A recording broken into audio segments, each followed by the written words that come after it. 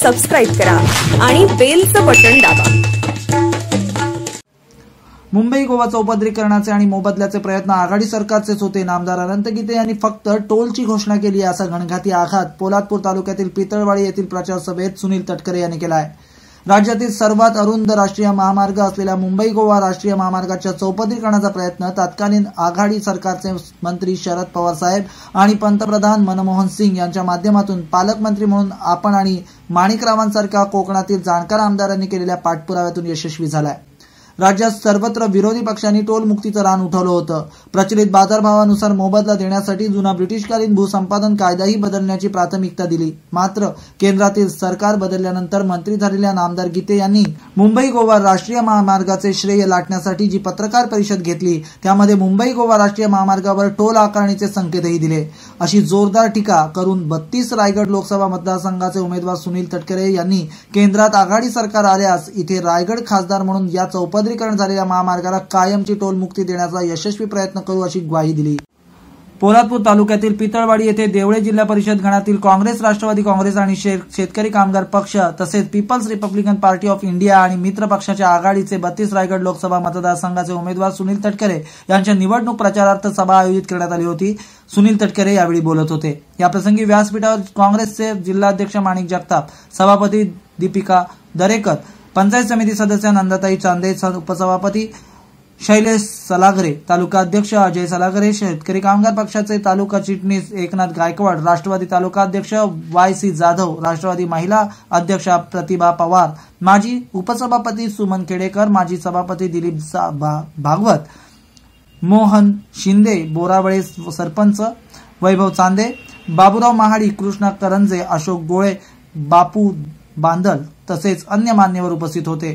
तर लोहारे येथील सभेवेळी शेतकरी कामगार पक्षाचे आमदार भाई सुभाष तथा पंडित शेठ पाटील, नगरसेविका शुभांगी चव्हाण, काँग्रेसच्या महिला सरचिटणीस सुवर्णाताई भुवड तसेच अन्य मान्यवरही उपस्थित होते।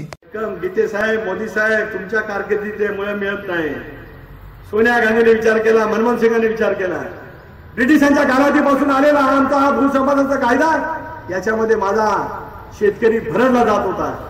या शेतकऱ्याची जमीन जर का सरकारच्या प्रकल्पासाठी लागत असेल रेडी रेकनं नुसता नाही, बाजार भावाच्या 4 पट किंमत त्यांना दिली गेली पाहिजे असा कायदा या देशामध्ये शरद पवारांच्या नेतृत्वाखालच्या समितीने घेतला आणि मनमोहन सिंगांच्या सरकारने त्याला मान्यता दिली। म्हणून 4 पट 5 पट मोबदला मिळतोय हे यांचं श्रेय नाही, हे श्रेय आहे या युकेच्या सरकारचं, मनमोहन सिंगांच्या सरकारचं, शरद पवार साहेबांच्या सरकारचं, काँग्रेस प्रणित असलेल्या आघाडीच्या सरकारचं हे श्रेय आहे।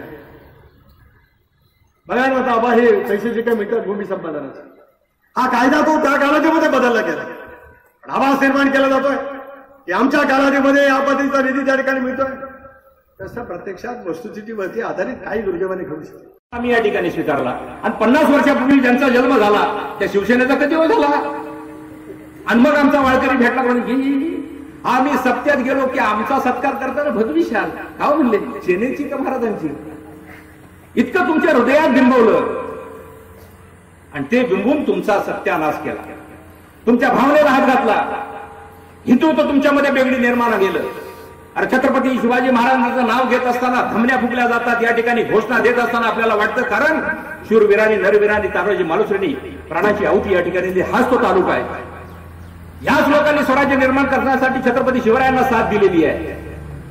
अहो ज्यांना या ठिकाणी चालता येत नाही ते उद्धव ठाकरे या ठिकाणी नेते, ढाल तलवार हातात द्या बघा, दम किती लागतोय तो, कधी लढाई लढले का?